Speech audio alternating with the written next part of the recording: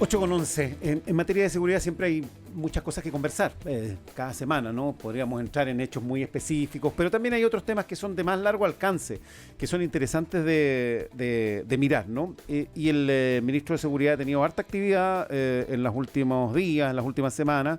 Estuvo en el norte, en la zona fronteriza, en el lanzamiento de las etapas 2 y 3 del Sistema Integrado de Fronteras. Hay temas que tienen que ver con propuestas de seguridad de fronteras, precisamente, en la misma campaña presidencial. Entonces los queremos conversar con el ministro que está acá con nosotros. Ministro Luis Cordero, bienvenido. Muy buen día. A ver, partamos por esto. Usted estuvo en estos encuentros que encabezó el presidente Gabriel Boric en la frontera.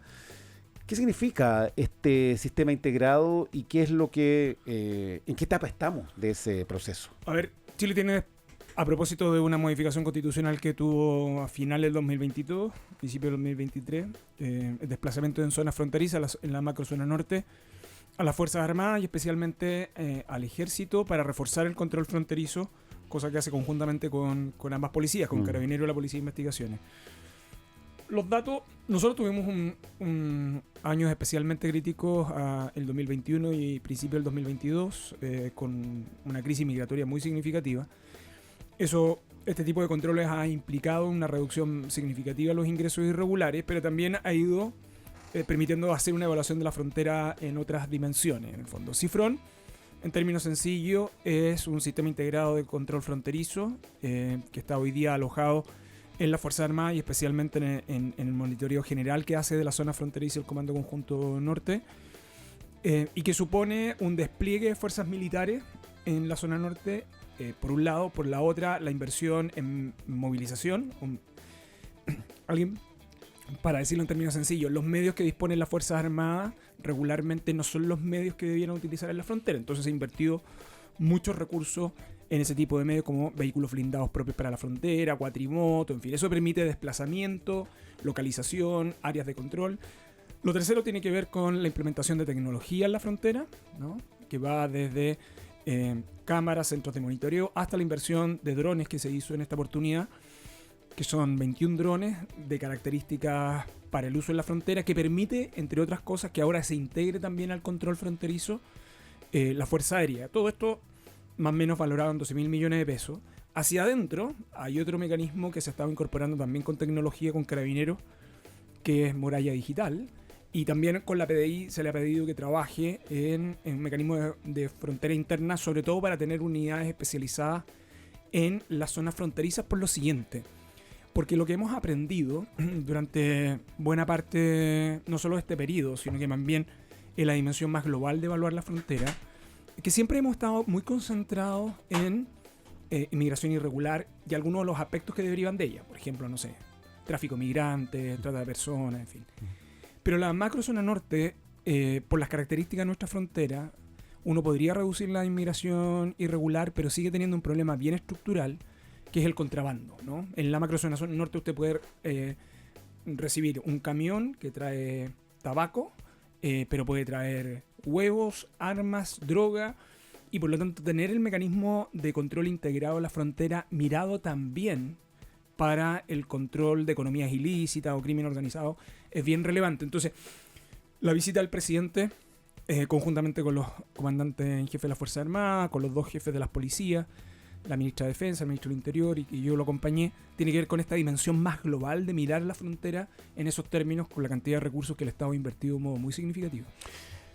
Los recursos siempre son insuficientes, ¿no? Y la frontera es extensa y complicada. ¿Qué define una frontera segura, ministro? Porque, claro, acá hay muchos planteamientos, ¿no? Y necesidad, y en tiempos de campaña todo lo que se plantea puede tener que ver con ideas más espectaculares incluso que otras, ¿no? Pero la realidad, acompañada de la evidencia internacional, ¿no? ¿Qué nos dice respecto de lo que necesita un país como frontera segura? ¿Qué lo define? ¿Qué determina que eso vaya cambiando en el tiempo? Lo que pasa es que, si uno quisiera hacer una definición simple, es que el país tenga control de su frontera, es decir, que sepa lo que está pasando en la frontera. Las fronteras en general en el mundo son las áreas más riesgosas y peligrosas en todas partes del mundo. Claro. Lo segundo es que siempre se mira la frontera en su dimensión interna. Y todos los mecanismos exitosos de controles fronterizos dependen también de la cooperación de los vecinos. O sea, lo voy a ejemplificar con lo siguiente. Usted puede decir, voy a clausurar la frontera, pero para eso usted necesita que su vecino esté en la misma posición que la suya, en el fondo. Y lo quiero ejemplificar con lo siguiente. Yo hace un mes y medio estuve en Buenos Aires en la reunión de ministros de seguridad a propósito de una reunión del BID. Y se trató uno de los temas específicos de frontera.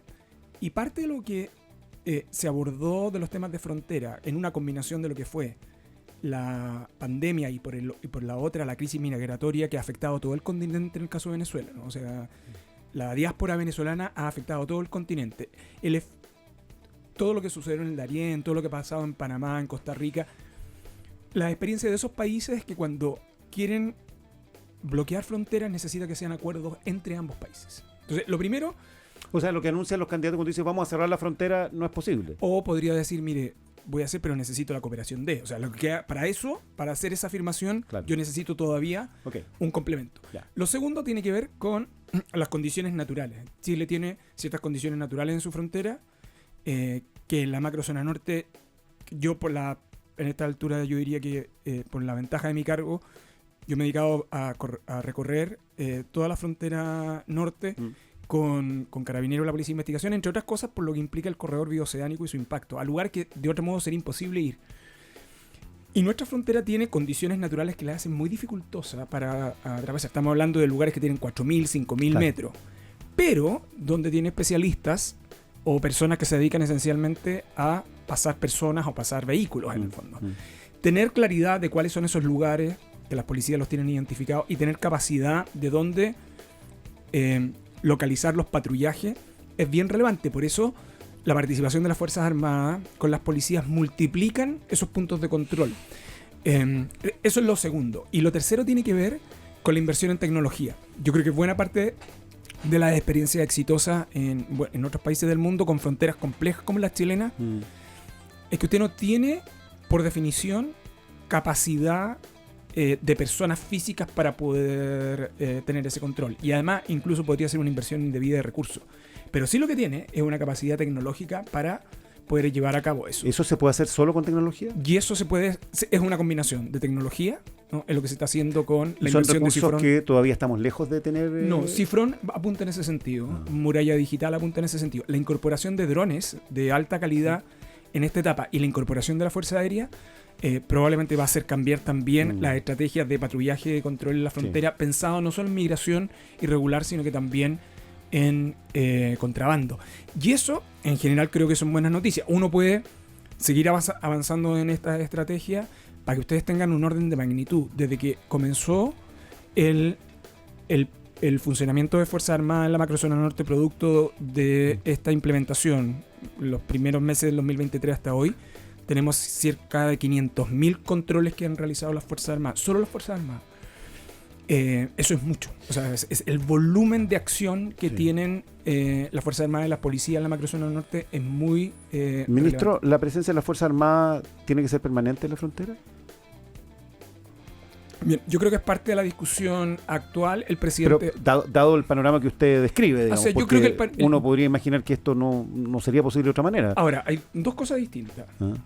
¿Se requiere las Fuerzas Armadas de modo permanente en toda la frontera? La respuesta sería no. Se requieren aquellas áreas donde el presidente de la República evalúe consideraciones de reforzamiento de control fronterizo. Yo creo que la respuesta es positiva, ¿no? Por eso, por ejemplo, lo que ha planteado el presidente de la reforma constitucional es para el despliegue de las Fuerzas Armadas, dado el resultado que nosotros tenemos de la experiencia de la reforma constitucional hasta hoy. Lo que pasa es que esa reforma está indexada a infraestructura crítica y eso implica ir cada 90 días al Congreso y eso no tiene mucho sentido. Entonces, pero esa reforma que el presidente ha anunciado genera ya aprehensiones. Claro, pero yo tengo la impresión de que con cierto nivel de desconocimiento aún, yo creo que eso es responsabilidad también de cómo nosotros tenemos que transmitir el mensaje, eso también es cierto. Pero yo lo diría del siguiente modo: es sacar ese despliegue de infraestructura crítica, transformarlo en una atribución permanente al presidente, así que hoy día la excepción sea una atribución regular del presidente a los requerimientos, sin que implique la afectación de garantías constitucionales, porque resguardar la frontera no es establecer un estado de excepción en la frontera. Y además, porque técnicamente no es para toda la frontera, sino que en aquellas que el presidente evalúe esa condición. ¿Eso queda especificado en la reforma? Eso queda especificado en la reforma. Porque obviamente el temor que se puede instalar o la aprehensión más evidente es que se le entreguen atribuciones al presidente o la presidenta de la República hacia el futuro, que claro, que no implican los contrapesos de la democracia, ¿no? El poder legislativo, que pase a una consulta al menos y que pueda prestarse para otro tipo de determinaciones. ¿Esto está especificado? Eso está especificado además la rendición de cuentas que el presidente tiene que hacer al Congreso, y está especificado también que no es un mecanismo de restricción de derechos, sino que de resguardo en la frontera, del punto de vista de lo que implican hoy día las atribuciones que ya se le encomendaron a las Fuerzas Armadas para el control de identidad, control vehicular, con la colaboración de las policías, en el fondo. Ahora, esas aprehensiones han sido manifestadas por, digamos, parlamentarios oficialistas, ¿no? Sí. Ahí usted qué ve, desconocimiento, hay temor a una falta de contrapeso, alergia a los temas de seguridad, como dijo la ministra. No, yo tengo la impresión, y yo también he visto parlamentarios de oposición en algún sentido en contra de eso. En parte creo que tiene que ver con probablemente todavía no comprender suficientemente, porque el proyecto, la reforma va a ingresar esta semana, que en el fondo lo que estamos haciendo no es algo distinto a lo que ellos aprobaron. Lo que pasa es que lo aprobaron de modo excepcional, lo vincularon a infraestructura crítica y nosotros lo estamos desacoplando de ahí. Y lo segundo, como una norma expresa de control de resguardo sin que implique afectación de garantías constitucionales. ¿Y esto por qué es tan importante? Porque resguardar la frontera no es un estado de excepción. Y en el fondo, porque el Estado de Chile ha invertido muchos recursos este tiempo, la cantidad de recursos que ha invertido para el despliegue de Fuerzas Armadas y Policía en la frontera, en la macrozona norte, que yo diría que es lo relevante.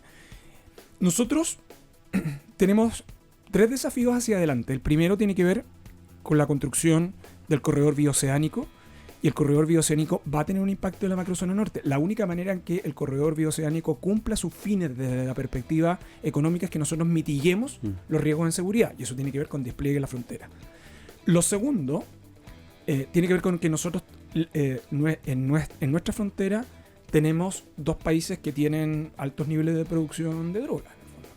Y tercero, que son algunos de nuestros puertos en la macrozona norte.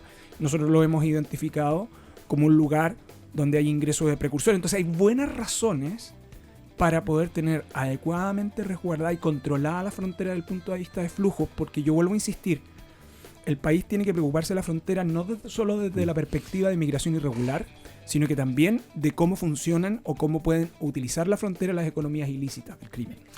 Ministro Luis Cordero, quiero llevarlo a la otra macrozona, a la macrozona sur, a la Araucanía. Hubo un atentado ahí en Ercilla, pero hubo una declaración de la candidata Evelyn Matei este fin de semana que ha hecho una promesa de recuperar la Araucanía en un año.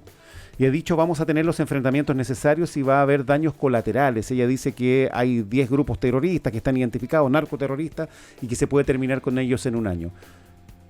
¿Qué le parece esta declaración? ¿Usted cree que eso es posible hacer una promesa de ese tipo? A ver, yo creo que yo siempre me tomo con cuidado las declaraciones en tiempo de campaña, porque la retórica de la campaña produce siempre excesos, en cualquier caso. Y esto vale para todos los candidatos y candidatas, no estoy haciendo un juicio de sus palabras en particular. Segundo, desde que se instauró el estado de excepción en la macrozona sur, y si uno toma los datos del 2021 hasta hoy, los hechos de violencia se han reducido cerca del 80%. Lo tercero es que nosotros tenemos efectivamente identificado un grupo específico, no son 10, pero un grupo específico de organizaciones que estaban originalmente o que utilizan la reivindicación en la macrozona sur, pero en verdad son grupos criminales organizados que tienen otros propósitos y fines en el fondo. Y es una macrozona. En ese lugar existe una circulación de armas que a las policías, y a nosotros el Ministerio de Seguridad nos tiene especialmente preocupados, porque hay una circulación de armas en esa zona, lo que implica que los sujetos no tienen las armas, sino que las van rotando. O sea, en términos de diagnóstico es... Sí, pero es un diagnóstico que tiene el Estado de Chile y de hecho que nosotros damos cuenta al Congreso en cada renovación del estado de excepción. Lo que sí que la estrategia que hemos utilizado, el estado de excepción, el sistema de persecución penal, que ha sido altamente eficaz. Los líderes de varias de estas organizaciones se encuentran detenidos en la macrozona sur. Y hemos tenido reducción de hechos de violencia, pero hay algunos como el de anoche, que son especialmente violentos, no solo porque incendian un vehículo, sino que además porque disparan directamente a personas. De hecho, dadas las características de ese hecho, nosotros nos vamos a querellar al Ministerio de Seguridad por ley antiterrorista, que es otro aspecto. El Ministerio de Seguridad, desde que se aprobó la ley antiterrorista, ha utilizado la ley antiterrorista con ese fin. Entonces, ese es el contexto en que el Estado de Chile hasta ahora se ha movido. Ahora, hacer afirmaciones tales como vamos a acabarlo en un periodo de tiempo, que usted la puede utilizar. Un año, dijo. Pero con todos los efectos colaterales, yo en eso tendría algún cuidado, porque le quiero decir que en la macro zona sur, además de las víctimas que han sufrido esos atentados y esos actos terroristas en varios casos, esos efectos colaterales, esos daños colaterales han estado en funcionarios de Carabineros y de la Policía de Investigaciones. Entonces, yo creo que hay que tener cuidado con ese tipo de declaraciones, porque no consideran los efectos que buena parte de algunas de esas medidas se han utilizado hasta ahora. Yo creo que el rol de Carabineros en la macrozona sur, la manera en que se ha reforzado control de orden público, los medios que se han entregado, no solo los medios tecnológicos, sino que también los medios físicos, los blindados, etc. Las personas que exponen su vida en esa primera línea suelen ser carabineros. Entonces, yo sería cuidadoso con ese tipo de declaraciones, porque esos efectos colaterales lo hemos tenido a la vista. Y creo que hasta ahora uno puede intensificar la estrategia que ha tenido el Estado de Chile hasta ahora. Probablemente usted puede cumplirlo en un año. Pero siempre teniendo en consideración que es inteligencia, intervención policial, persecución penal eficaz y otro aspecto que es clave, que es permitir el desarrollo productivo activo de la zona. Por eso yo siempre soy cuidadoso con las declaraciones en tiempo de campaña, porque los excesos retóricos a veces pueden producir efectos indeseados. Ministro Cordero, hay otro tema que es el Sistema Nacional de Protección Ciudadana. Eso es un proyecto de ley, ¿no? ¿Qué implica esto? Esto es un cambio, ¿no? Un cambio en los sistemas que conocemos hasta ahora, y que implican una coordinación de varias instancias, ¿no? Claro, lo que hay es lo siguiente. La ley que crea el Ministerio de Seguridad Pública dispuso, el Congreso pactó que el Ejecutivo tenía un año para enviar un proyecto de ley para crear el Sistema de Protección Ciudadana, que es en el fondo un sistema unificado de gestión de los mecanismos de emergencia que están vinculados a seguridad pública. Es decir, Carabineros, la Policía de Investigaciones, el SAMU y potencialmente bomberos. Y uno podría seguir agregando, ¿no? Porque ¿qué es lo que pasa hoy día? Que las personas tienen distintos números telefónicos para requerimientos de servicio de emergencia. De hecho, cuando usted va a los municipios, cada municipio tiene sus números, en fin. Y lo que tenemos es la participación en situaciones de emergencia vinculadas a temas de seguridad, no a catástrofes, porque eso tiene un mecanismo distinto, de entidades públicas y privadas. Entonces, lo que busca el proyecto que crea el Sistema de Protección Ciudadana es que usted tenga un sistema unificado de gestión de esos medios a través de una plataforma de despacho que uno lo podría reducir simbólicamente, aunque no es exacto, pero que simbólicamente a la existencia del número único, en el fondo, ¿no? Y eso permite... Del número de emergencia, del número 911, que es la referencia que se conoce, digamos... Y eso permite que usted tenga una gestión integrada, porque ¿qué es lo que sucede? El país está invirtiendo mucho en temas de seguridad, esto vale para varias cosas más, en el fondo. Pero cuando usted tiene un sistema desacoplado o inorgánico, cada recurso, cada peso adicional que invierte tiene efectos decrecientes. Si usted los integra adecuadamente, la inversión conjunta de recursos tiene efectos multiplicadores muy significativos, además de certeza para las personas. Se busca eficiencia. Se busca eficiencia. ¿Y control de recursos también? Y se busca eficacia, es decir, capacidades de respuesta muy oportunas. Ya, esto es importante porque está en discusión el presupuesto. El proyecto presupuestario ha tenido una serie de elementos que están asociados, ¿no?, a las eficiencias, a reducir el déficit fiscal, pero también a dar respuesta a las necesidades, y ahí está el tema de seguridad como eje central.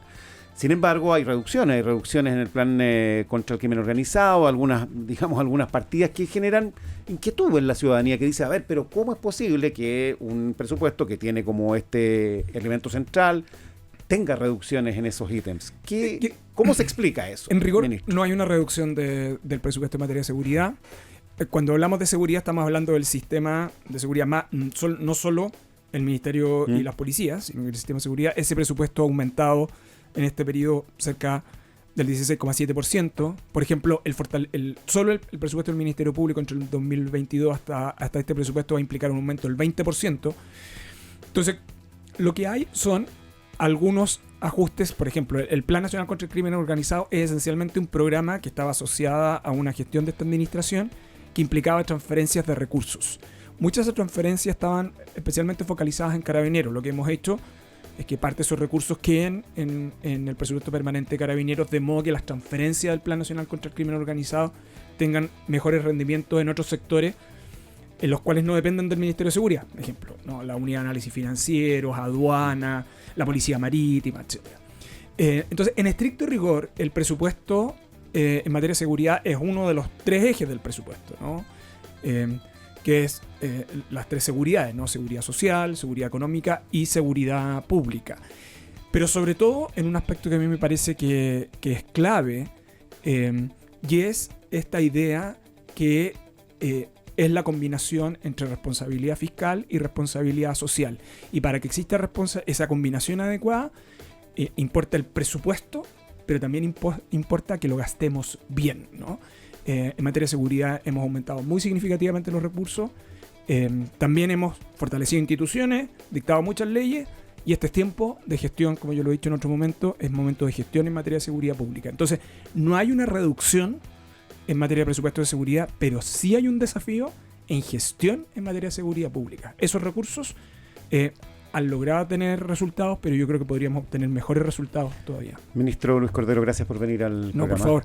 Muy buen día y buena semana para todos. 8:33, el ministro de Seguridad Luis Cordero, aquí en el Sonar Informativo.